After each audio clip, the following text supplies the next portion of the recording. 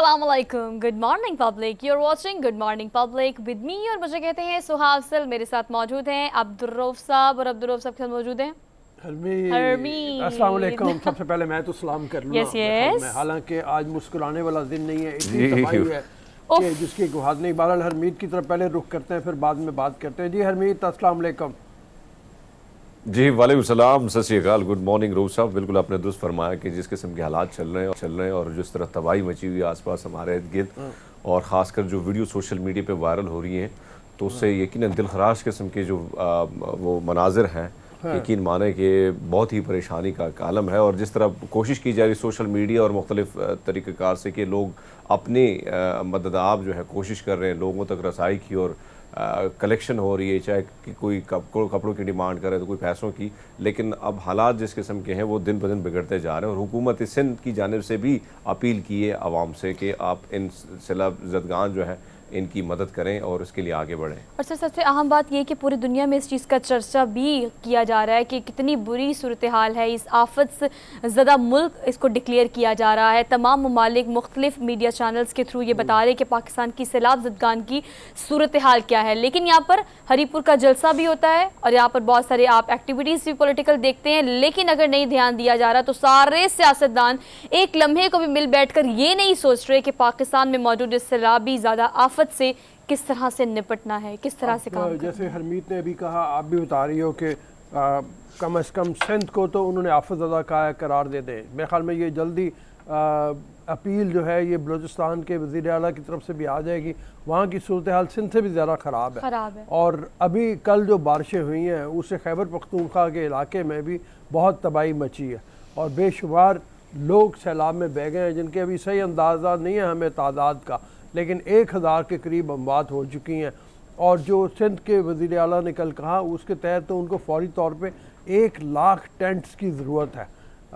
ये बढ़ती जाएगी तादाद, और मतलब जो एक अंदाज़ा है उसके तहत ये है कि ये 30-40 लाख तक हो सकते हैं पूरे पाकिस्तान में जो टेंट्स चाहिए होंगे।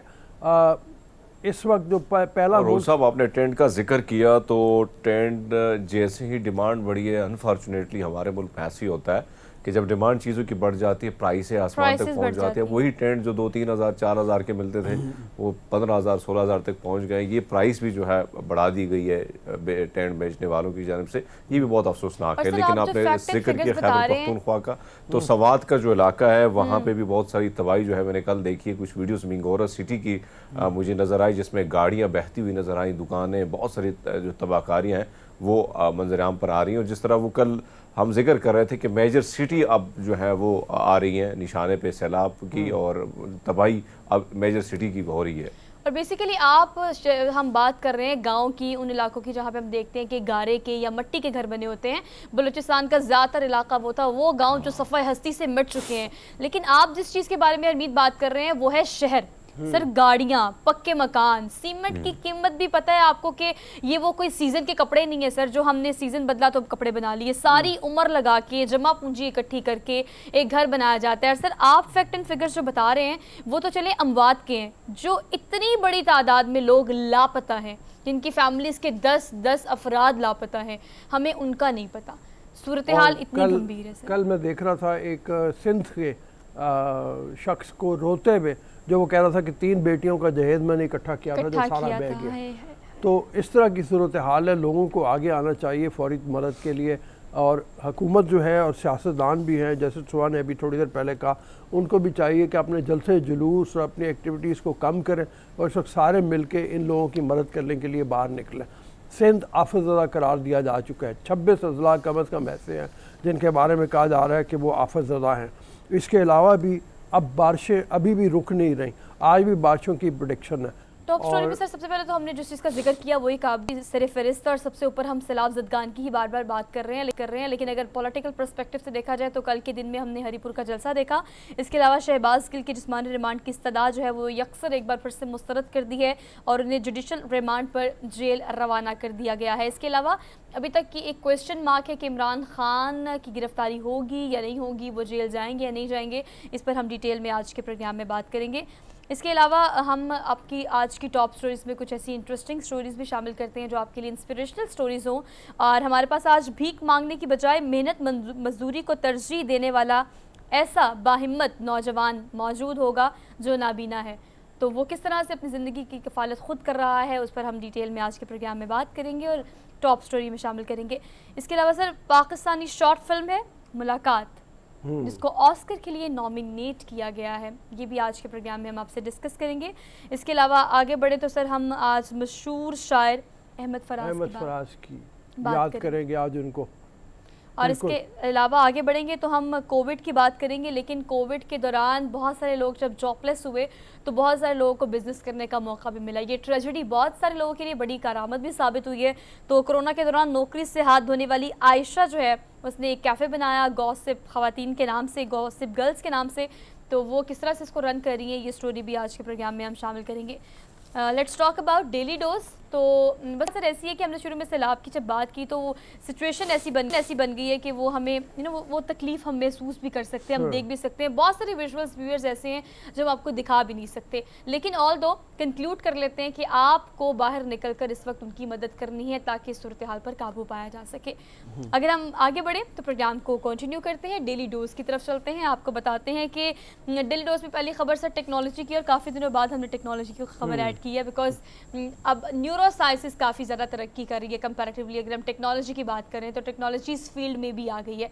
Harmeet, basically it is about दिमागी चोट की निशानदेही करने वाला नया AI सेंसर जो है सर, वो मुतारिफ करा दी है। एक्सीडेंट्स जो होते हैं, बाज़ बच्चों को चोट लग जाती है, बड़ी बड़ी न्यूरो इंजरीज हो जाती हैं, तो उसको आप डायग्नोस करने के लिए, फौरी तौर पर निशानदेही करने के लिए ये सर नया सेंसर जो है वो अब इंट्रोड्यूस कराया गया है। मेरे अपने बीवी के चचा जो हैं, ये अमूमन बुज़ुर्ग लोग, ख़ास तौर पे बच्चे भी होते हैं, लेकिन बुज़ुर्ग लोग जब नहाने के लिए जाते हैं ना अमूमन बाथरूम में, ये स्लिप हो जाते हैं और स्लिप होके अमूमन सर के बल गिरते हैं, उनके सर को चोट लगती है। तो बर्फ़ के इलाकों में जो लोग रहते हैं वहाँ पे भी बर्फ़ पे चलते हुए पाँव फिसल जाते हैं और सर के बल गिरते हैं और चोट लगती है। तो वो ये इंजरीज़ का पता नहीं चलता, बहुत टेस्ट करने पड़ते हैं जी, बहुत से टेस्ट करने पड़ते हैं, उसके बावजूद इंटरनल इंजरीज़ का पता नहीं चलता। तो अब बहरहाल ये इजाद हुई है, इन्होंने पहले जानवरों पे आजमाया। सेंसर्स हैं जो सर पे चारों तरफ लगा दिए जाएंगे, जो अंदरूनी चोट के बारे में बताएंगे और उससे पता चल जाएगा कि किस हिस्से में कहाँ पे चोट है और उसका इलाज किस तरीके से करना। तो बड़ी शानदार इजाद है। मेरी अपनी वालदा बहुत इनकलाबी इक़दाम है रूस साहब, और जिसकी ज़रूरत भी है। ज़ाहिर बात है, आपने दुरुस्त फरमाया कि दिमागी चोट और उसका तयन करना थोड़ा मुश्किल भी होता है डॉक्टरों के लिए, क्योंकि बहुत हसास है ये एरिया, और यहाँ पे बहुत ज़्यादा हमने देखा कि ऑपरेट करते हुए बहुत ज़्यादा लोग जो हैं वो दुनिया से चले जाते हैं। तो ये एक अच्छा इनिशिएटिव है कि कम से कम वो आपको उस जगह का पता चल जाएगा, उस चोट का पता चलेगा, कहाँ चोट लगी है, कहाँ तकलीफ़ हो रही है। तो मेरे ख्याल में इस किस्म के जो मेडिकल लाइन में इस किस्म के इनकलाबी इक़दाम उठते हैं, आते हैं, तो मेरे ख्याल में जो इंसान है उसकी ज़िंदगी मज़ीद आसानियाँ पैदा होती हैं। जी बिल्कुल, मैं बताने लगा था आपको हरमीत कि मेरी अपनी वालदा इसी तरह से गिरी थी, बिस्तर से उठते हुए वो गिरी, सर के बल गिरी, सर पे चोट लगी उनके, और उनको ऑपरेट भी किया गया। थोड़ी देर के लिए होश में आई, लेकिन फिर कोमा में चली गई, बेहोश हो गई, और उसी में उनका इंतकाल हो गया, क्योंकि सही तरीके पे पता नहीं चल पाया कि इंजरी की नौयत क्या थी, किस तरफ को थी, क्या था। तो ये अब अच्छा इनिशिएटिव है सर कि इससे फौरी तौर पर ब्रेन की जितनी भी चोटें होती हैं उन्हें ट्रॉमेटिक ब्रेन इंजरी कहते हैं, TBI, और इससे अब डायग्नोस करना बहुत ज़्यादा कंपैरेटिवली पहले से आसान हो जाएगा कि सूरत हाल कितनी गंभीर है। और तो आगे बढ़ते हैं, अगली खबर काफ़ी इंटरेस्टिंग सी है, और ये ख़वातीन के बारे में बड़ी मशहूर कहावत भी है, और सर कहा भी बहुत देर से जाता है, लेकिन बस आपने इसको फॉर ग्रांटेड लिया है। अब अगर फॉर ग्रांटेड लेंगे तो पाकिस्तानी 10 लाख रुपये आपको जुर्माना देना पड़ेगा। ये खातून है, पिज़्ज़ा शॉप पर गई नौकरी के लिए, मैनेजमेंट ने इनसे पूछ लिया कि आपकी उम्र क्या है। सर उसके बाद बस फिर क्या होना था, तबाही हुई है। नौकरी उनको नहीं मिली, असल में नौकरी नहीं मिली। आयरलैंड थी, सवाल इस तरह किया जी। आयरलैंड का ये वाक़या, एक डिलीवरी ड्राइवर की नौकरी थी, और वहाँ पे इंटरव्यू के लिए इन खातून को बुलाया गया, और उनसे मुख्तलिफ सवालात जो किए गए उसमें उम्र के लिहाज हवाले से भी थे। तो खातून ने मुकदमा कर दिया दायर, उन्होंने कहा कि मेरी उम्र का पूछ के जो मेरी उम्र का पता चला उस वजह से मुझे नौकरी नहीं मिली। तो वो जनाब उन्होंने क्योंकि बाहर के मुल्कों में तो कवानीन बड़े सख्त हैं कि ख़ास तौर पे जिन्स के हवाले से आप सवाल नहीं पूछ सकते, आप ये नहीं पूछ सकते, आप इस बारे में इस हवाले से कोई फ़र्क नहीं रख सकते कि कोई मर्द है या औरत है, और उम्र का भी तयन जो है वो इस तरीके से आप नौकरी से नहीं कर सकते। आप काम को देखें, स्किल्स को देखें, आप उसके काबिलियत को देखें। उन्होंने भी कहा बेसिकली सर ये डिलीवरी की जॉब थी लेकिन आपने गाड़ी चलानी थी, ड्राइव करनी थी ना, तो उन्होंने कहा आप मेरी स्किल्स देखें, मैं इतनी एक्सपीरियंस्ड हूँ, मुझे इतना काम आता है, आपने मेरी उम्र पूछी तो क्यों पूछी, इसलिए कहते हैं लेकिन सवाल भी सख्त था वैसे। सो अगर देखा जाए ना, मैंने एक दफ़ा इंटरव्यू करना था एक खातून का और उसके साथ दीगर उसके बेटियां भी थी, तो मैंने कहा चलो अब मुझे चांस मिल गया रिपोर्टिंग में, तो हमें जब कोई इंटरव्यू दे देता है हमें खुशी भी हो जाती है कि कोई बात करने वाला मिल गया। मैंने जब ये सवाल किया ना कि आंटी आप थोड़ा सा ना इस साइड में हो जाएंगी, तो उसके बाद आंटी भड़क उठी और अपनी बेटियों समेत वहाँ से चल पड़ी, कहाँ इंटरव्यू देना ही नहीं है। तो ये सवाल थोड़ा सख्त था वैसे। नहीं पूछा। अच्छा चलिए ये मिथ है सर, लेकिन मुझे लगता है इसमें कोई कबाहत नहीं है। अगर आप उम्र के साथ साथ आगे बढ़ रहे हैं तो वो नज़र भी आ रहा होता है, तो उम्र को छुपाने से क्या हो जाएगा, आपका सब चीज़ें आया हो जाती है, on your face, on your body language, हर चीज़। तो उसको छुपा कर खवातीन को कुछ भी नहीं मिलता, बता दिया करें। आगे बढ़ते हैं, आगे बढ़ के आपको अगली खबर बताते हैं। अगली खबर बड़ी इंटरेस्टिंग सी है और मुझे बड़ा सुनकर सर मज़ा आया इस खबर को। चीन में एक ऐसा चिड़ियाघर है जहाँ जानवर आपको जंगलों में नजर नहीं आएंगे, वहां पर आपको इंसान जंगलों में नजर आएंगे सर।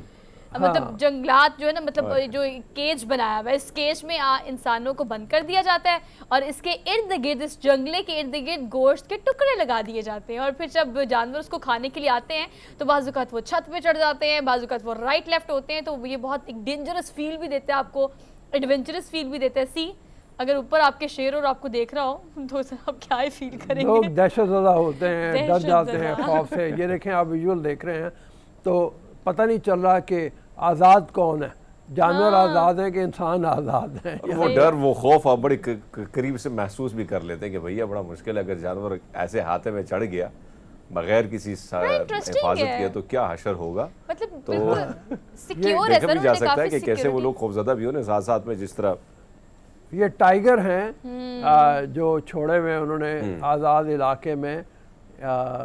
ये एक चिड़ियाघर ही बनाया हुआ है, और चिड़ियाघर में ना मतलब ये एक्चुअली ये ट्विटर पर एक शहरी है, चीनी शहरी, उसने जब ये वीडियो शेयर की तो उसने लिखा भी कैप्शन में नीचे कि ये इंसानों का चिड़ियाघर है।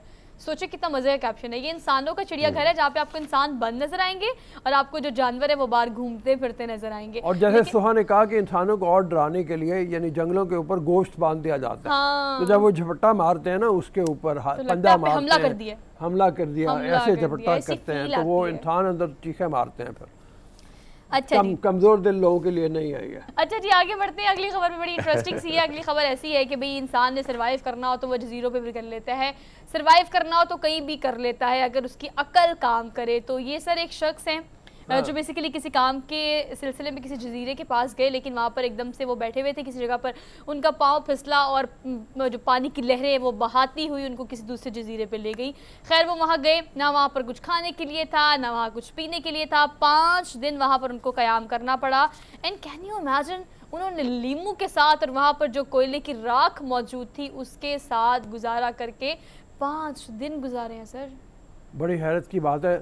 माहिरीन परेशान हो गए sir. Rio de Janeiro Brazil का इलाका है, शहर है मशहूर, वहाँ से इनका ताल्लुक़ है और ये बहते हुए पहुँच गए एक जजीरे में छोटे से में जो वहाँ से 2 मील के फासले पे है, बिल्कुल बेआबाद, ना वहाँ कोई दरख्त ना कोई चीज़ छुपने की। ये कह रहे हैं जनाब बड़ी मुश्किल से मुझे एक गार सा मिला, उसके अंदर मैंने पहला काम इन्होंने ये किया कि अपने लिए एक पनाहगाह तलाश की कि ऐसे कोई जानवर आ जाए कोई तो इनको मतलब वो हमला ना कर दे। अभी हम थोड़ी देर पहले शेरों का जिक्र कर रहे थे, टाइगर का, तो इनको पता नहीं था कि इस जजीरे पे किस तरह की वबाएँ होंगी, किस तरह के जानवर होंगे। तो पहले तो जनाब इन्होंने छुपने के लिए अपनी जगह तलाश की, फिर ज़ाहिर है जब भूख लगी तो निकले।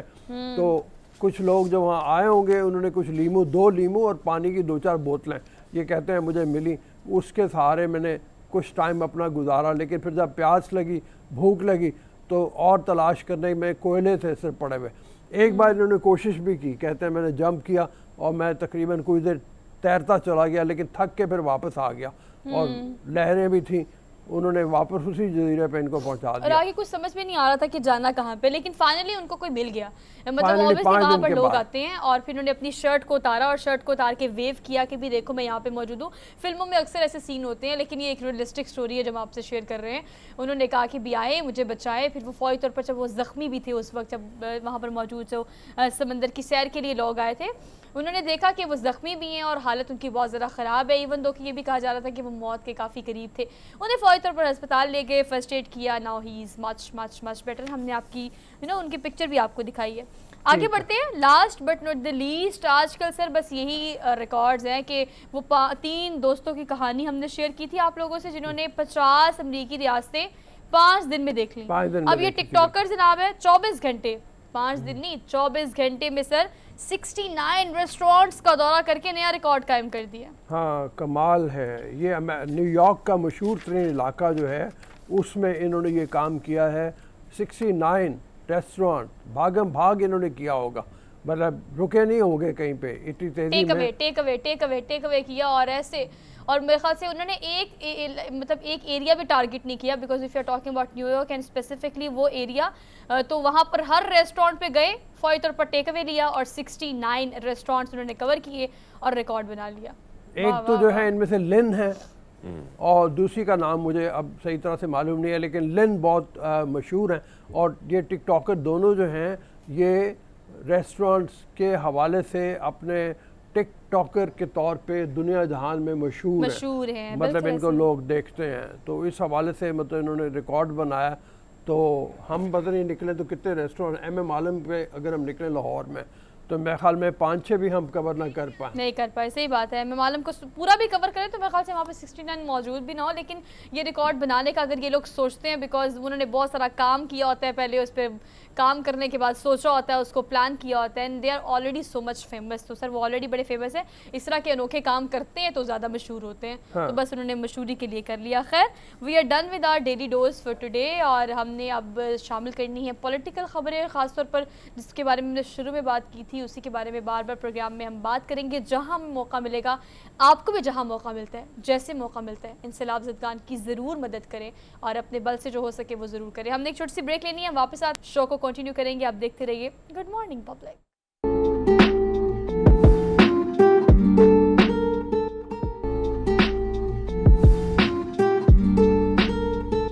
जी अस्सलाम वालेकुम जी, मुलाकात सैंडस्टॉर्म, जिस फिल्म का हम जिक्र करने जा रहे हैं जो ऑस्कर के लिए नॉमिनेट हुई है शॉर्ट फिल्म्स में, इसके प्रोड्यूसर आबिद अजीज़ साहब हमारे साथ मौजूद हैं।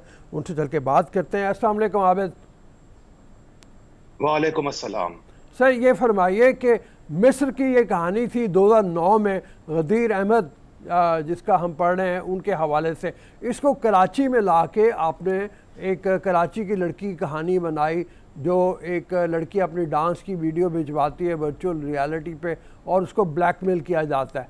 तो ये कहानी को कराची में लाके शूट करने में कोई प्रॉब्लम तो नहीं हुई, अडेप्टेशन आसान थी आपके लिए?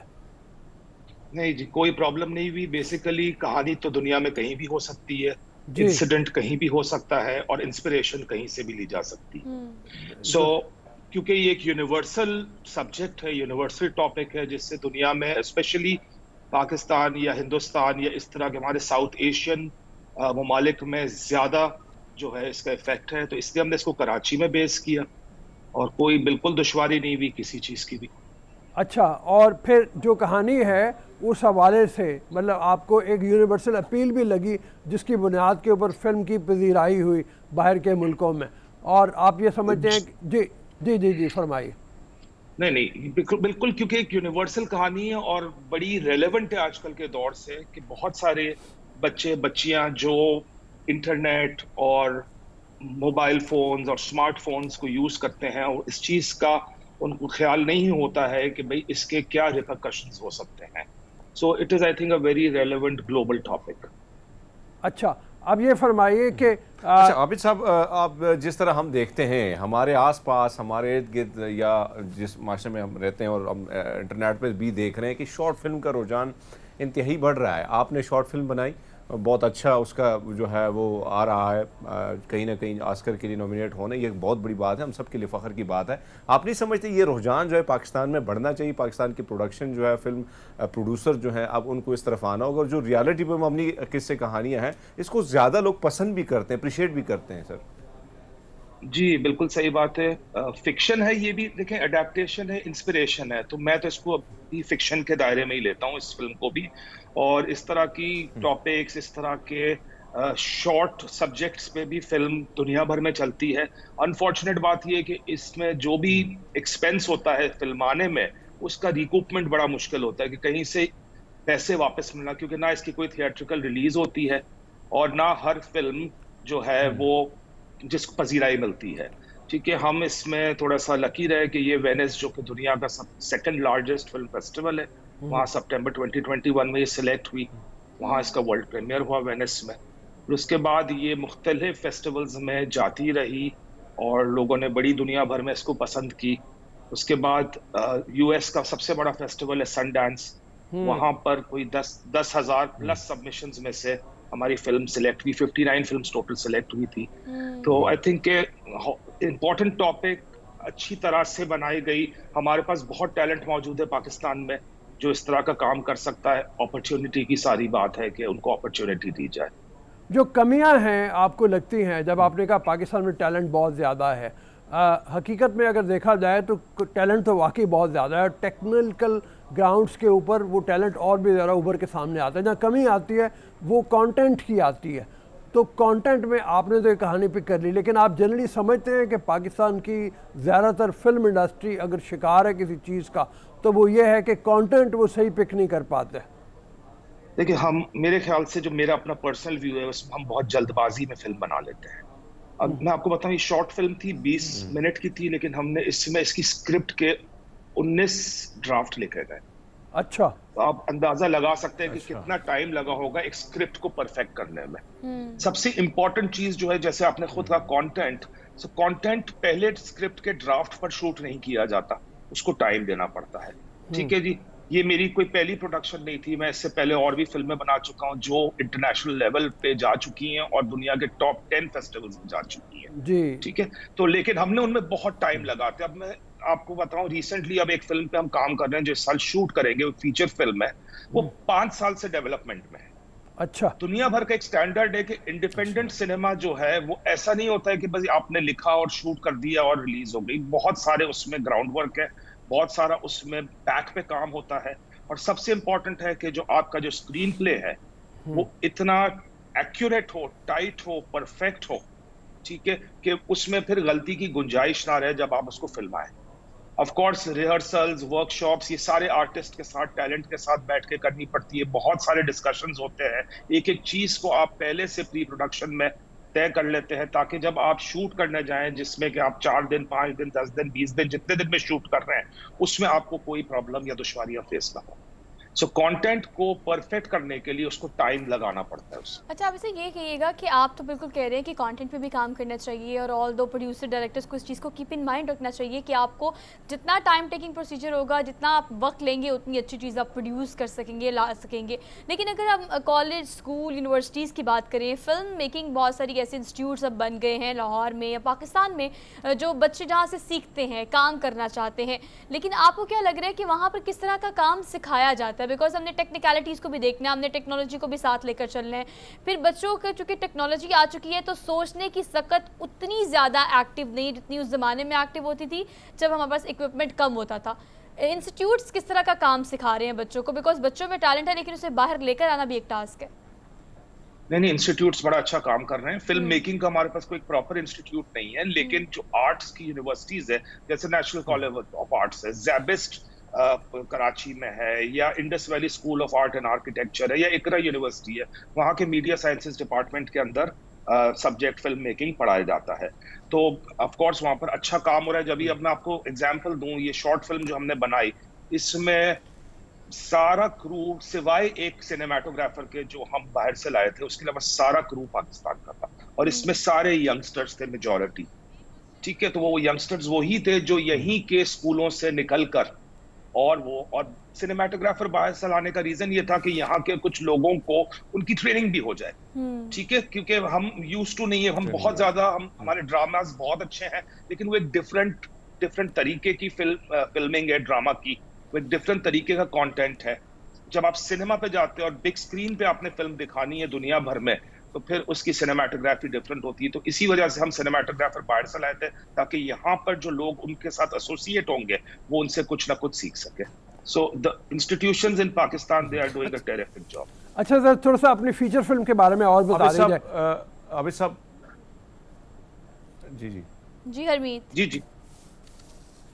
जी हरमीत जी। अच्छा अभी साहब, मैं आपसे जानना चाहूँगा कि हम देखते हैं कि आपकी बात दुरुस्त है कि बहुत सारी चीज़ों में हम बहुत जल्दबाजी कर लेते हैं। बहुत सारी चीज़ों के हवाले से ऐसा है कि हम जिस तरह कंटेंट के हवाले से रऊफ साहब ने जिक्र किया, हम नेटफ्लिक्स पे अगर जाके देखें या दीगर ऐसे मवाद हमें कुछ और जगह से मिल जाता है, जो हम खास कर देखते हैं कि सीरीज़ का रुझान भी बहुत बढ़ रहा है, लेकिन कहीं ना कहीं हमारे मुल्क में हमारी जो चीज़ें हैं वो अभी तक नेटफ्लिक्स तक रसाई जो है थोड़ी सी हमें मुश्किलात आती हैं। क्या वजूहात है कि हम उस मुश्किलात को अबूर नहीं कर पाते हैं? किन किन कमियों को मज़ीद हमें पुर करना होगा सर? देखिए, नेटफ्लिक्स का तो एक डिफरेंट रीज़न है, या ग्लोबल स्ट्रीमिंग प्लेटफॉर्म्स का। पाकिस्तान उनके लिए इतनी बड़ी मार्केट नहीं है, क्योंकि उसी तरह का कंटेंट इंडिया में भी बन रहा है, और इंडियन कंटेंट हम देख लेते हैं नेटफ्लिक्स पे, शायद पाकिस्तानी कंटेंट नेटफ्लिक्स पे इंडियन ना देखना पसंद करें। तो पाकिस्तानी मार्केट उनके लिए इतनी बड़ी नहीं है, इतने सब्सक्राइबर्स नहीं है पाकिस्तान में कि वो पाकिस्तानी कंटेंट को एक्सेप्ट करें। बट हैविंग सेड दैट, कोशिशें जारी है। बहुत सारे लोग नेटफ्लिक्स से इस वक्त बात कर रहे हैं कि किसी तरह से पाकिस्तानी कंटेंट भी वहां जाए, लेकिन उसमें शायद टाइम लगेगा, इतना आसान नहीं होगा, और प्लस उनके अपने एक स्टैंडर्ड्स हैं जिनको मीट करना है। बहुत मेहरबानी आबिद, गुड लक, आपको बहुत मुबारक हो, आपकी फिल्म हुई है, अल्लाह करे अवार्ड भी जीते, और आपकी फ़ीचर फिल्म के लिए भी आपको पेश की मुबारकबाद कि अल्लाह करे अच्छी फ़ीचर फिल्म बनाएं आप, जिसकी बहुत ज़्यादा कमी यहाँ पे पाकिस्तान में। हम चलते हैं एक छोटी सी ब्रेक की तरफ। ब्रेक के लिए इजाज़त दीजिए, ब्रेक के बाद वापस आएंगे, अगले सेगमेंट में मुलाकात हो। इजाज़त दीजिए ब्रेक के लिए।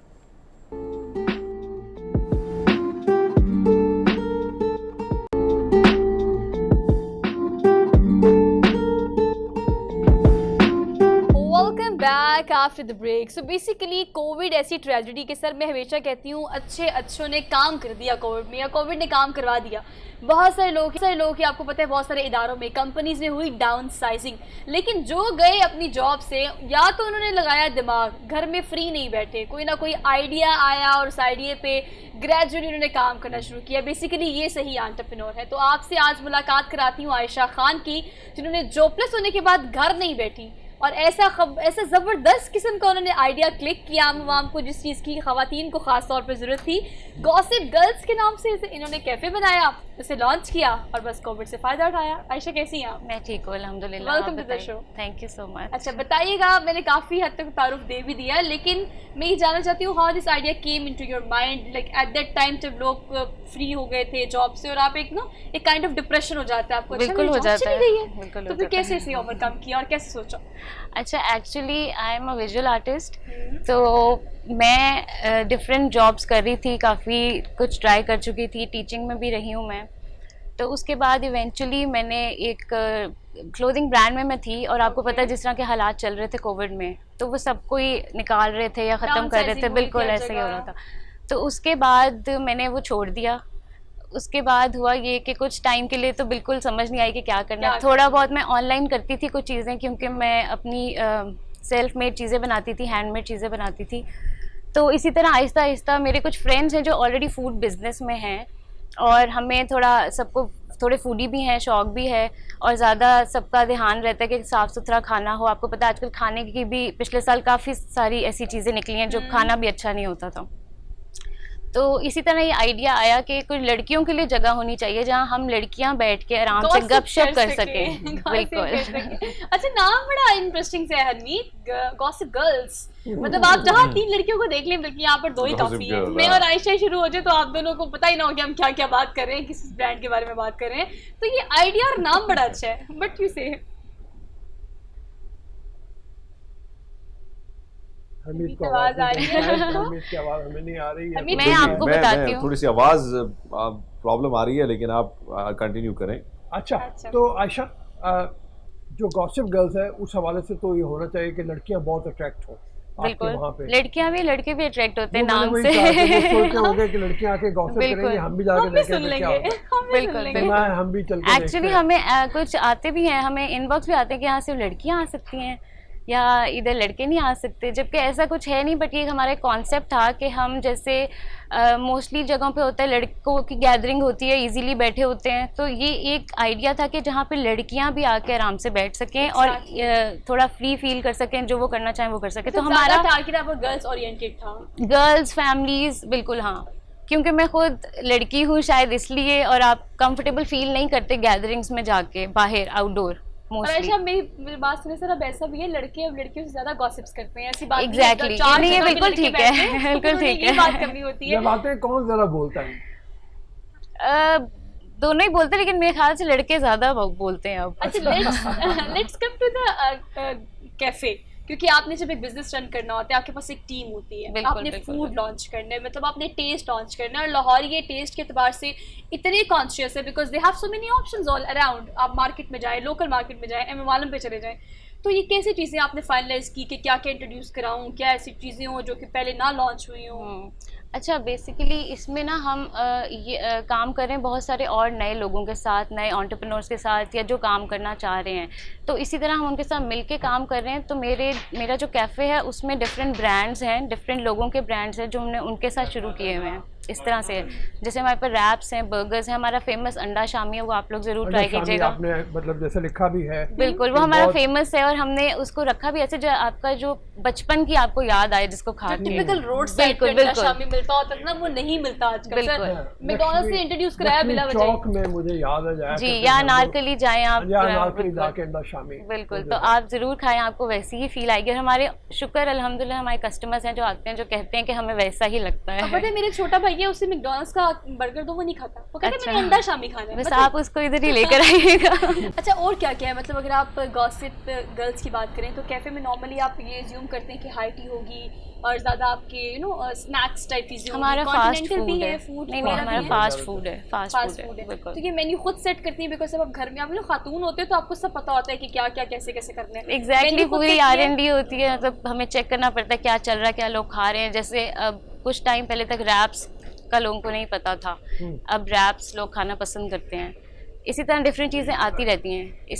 अच्छा, मार्केटिंग कितनी ज़्यादा ज़रूरी है? मतलब आपने अगर सोशल मीडिया के अगर काम शुरू किया आपने कोविड में, तो आजकल हर चीज़ बिकती है, जो दिखता है वो बिकता है, तो आप इसकी मार्केटिंग कैसे करती हैं और किस तरह से आप इसे मज़ीद बूस्ट कर रही हैं? अच्छा, इसमें मैं ये कहूँगी कि हर बंदे की फील्ड डिफरेंट होती है, ठीक है? तो मार्केटिंग भी मैं सीख रही हूँ, मैंने भी सीखी है काम के साथ साथ, और ये वाकई आजकल के टाइम के लिए बहुत ज़रूरी है, क्योंकि उसके बगैर आप नहीं सर्वाइव ही नहीं कर सकते। अच्छा, आजकल की मार्केटिंग सर आपको भी पता होगा, पहले ही होता था कि कोई भी नया कैफे बनता था या नई फिल्म आती थी, उसके एड्स बनते थे, हम कभी टीवी पे चला देते थे, कभी हम सोशल मीडिया पे चला देते थे। अब ये होता है कि हमारे पास एक बड़ी तादाद में सोशल मीडिया एक्टिविस्ट हैं, इन्फ्लुएंसर्स हैं, और पता नहीं कौन कौन है, आप उन्हें अपने कैफे बुलाते हैं, उनके कोई अगर 10,000 फॉलोअर हैं, एग्जैक्टली, तो वो 5,000 तो देखते हैं, और फिर आप उन्हें कहते हैं कि हम आपको फूड एक्सचेंज करते हैं, बार्टर सिस्टम करते हैं, इस तरह की भी कर रही हैं आजकल। हमने अभी तक तो ऑर्गेनिक हम चले हैं, बिल्कुल ठीक है। हमारे जो ज़्यादा कस्टमर्स हैं वो आए हैं, उन्होंने पोस्ट देखी है, कस्टमर की पोस्ट देखी है, वो आए, उन्हें अच्छा लगा और हमारे रेगुलर कस्टमर बने हैं। बट हम अभी कोशिश कर रहे हैं, हम कर रहे हैं ट्राई आगे और चीज़ें। अभी जैसे मैं इधर आ गई हूँ तो ये भी एक मार्केटिंग ही है। तो बस ये मैंने अपने कैफ़े के लिए किया है, होपफुली कि अच्छा जाए, अच्छा रहे। हस्बैंड तो बहुत सपोर्टिव है, तभी तो वो साथ आए हुए हैं और सारे आपको सपोर्ट करते हैं, लेकिन बिल्कुल। फिर भी being a girl some time आपको कुछ ऐसी चीज़ें होती हैं जो फेस करनी पड़ती हैं, कभी इन-लॉज की तरफ से, कभी हस्बैंड की तरफ से। आप दोनों चीज़ों को मैनेज करना, इस लाइक से बैलेंस जो आपको करना पड़ता है। तो कोई ऐसे टाइम आया कि आपको लगा यार ये मुश्किल काम कर लिया? अच्छा, मेरे हस्बैंड ऑलरेडी खुद बहुत वर्कaholic हैं, और शुक्र है ऐसा कुछ भी नहीं हुआ, ऐसा कुछ भी नहीं है, बहुत सपोर्टिव है सब लोग। अच्छा, तो रिएक्शंस क्या है फैमिलीज के और सबके? जब आप जॉब लेस हुई उस वक्त रिएक्शंस और होंगे? एक्चुअली मेरी शादी ही जो हुई है वो अभी हुई है, इसके बीच में ही हुई है, आफ्टर कोविड हुआ, मतलब ये गॉसिप आफ्टर गॉसिप हुई है।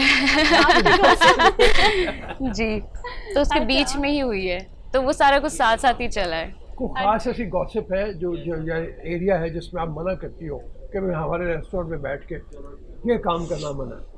नहीं, वो कई हाँ, जगह होती है ना? हमारे कैफे बैठ के सब कुछ कर सब सकते कुछ हैं जो आप। मर्जी बात हाँ, करो। एक फ्री स्पेस है, इजी स्पेस है, आप जो मर्जी अच्छा करें। एक और बात बताएं मुझे आयशा, आजकल सर आपने देखा होगा चाय का बड़ा ट्रेंड है। हाँ, आप अगर हम वो जोहर टाउन को देखें, आप तंदूरी फेस को चाय देखें, पता और नहीं वो कौन पता कौन नहीं सी क्या चाय क्या, सर, वो ऐसी तंदूरी चाय लगी हुई है लाहौरियों को कि बस। हमारी गॉसिप टीवी बहुत है अच्छी है। ना, गॉसिप भी अच्छी है आयशा। अच्छा ये चाय का जो बहुत ज़्यादा ट्रेंड आ गया है, अब लाहौरी जो है ना बड़े कॉन्शियस हैं, उनको टेस्ट चाहिए होता है, बिल्कुल, उनको बिल्कुल। ज़्यादा क्वांटिटी नहीं चाहिए, उनको क्वालिटी चाहिए। तो हाँ। इसको कैसे मैनेज करती है, कैसे बैलेंस करती है? अच्छा, इस पे तो मैं 100% श्योर हूँ, ये मैं कह सकती हूँ टीवी पे भी कि हमारा फूड इज सो गुड। आप टेस्ट पे हम कॉम्प्रोमाइज करते ही नहीं। आप करते खाएंगे, ही आप नहीं। फर्स्ट बाइट लेके आपको इंशाल्लाह अच्छा लगेगा। ठीक है बस आयशा, अब आपने इंशाल्लाह हम जाना है। हाजिर होंगे आपके काम जरूर। के लिए, आपकी गॉसिप के लिए, जरूर जरूर वो जरूर। जरूर देखने के लिए अंडा आएंगे शामी हम। बर्गर के लिए सर। और अंडा शामी हाँ, ये के तो लिए। आप लोग मुझसे ऑन एयर प्रॉमिस कर लें, आप लोग आएंगे। ये तो टॉस टेकिंग सेरेमनी हो गई है। अब हरमीत इस्लामाबाद में, हरमीत को भी इनवाइट करते हैं। हरमीत आएंगी ना इंशाल्लाह लाहौर कभी चक्कर लगाने, तो फिर हम इनको लेके आएंगे अंडा शामी खिलाने के जरूर लिए। जरूर। मेरे ख्याल से बिल्कुल वक्त ठीक हमारा है। आपका खत्म हो थैंक गया। You so thank you much. Very much, बहुत आयशा मेहरबानी थैंक यू आपकी। So much, nice talking to you. जब आयशा आई तो आयशा कह रही थी मेरा फर्स्ट टाइम है, मैंने फर्स्ट टाइम करना है, लेकिन आयशा वाज वेरी कैंडिड और हमने इसको काफ़ी बूस्ट किया। यही बूस्ट अप आप लोगों की तरफ से जब फीडबैक आता है तो आयशा को मिलता है, और आयशा के ऐसे लोग Exactly. एंटरप्रेन्योर के तौर पर काम करते हैं, छोटे से शुरू करते हैं और ग्रेजुअली एक एम्पायर बन जाता है। लेकिन इट्स ऑल अबाउट आइडिया। तो आपके पास कोई आइडिया है, go and cash it. So we are done with our show for today. इंशाल्लाह कल आपसे मुलाकात होगी। अपना बहुत सारा ख्याल रखिएगा, हमें दीजिए इजाज़त। अल्लाह हाफिज़।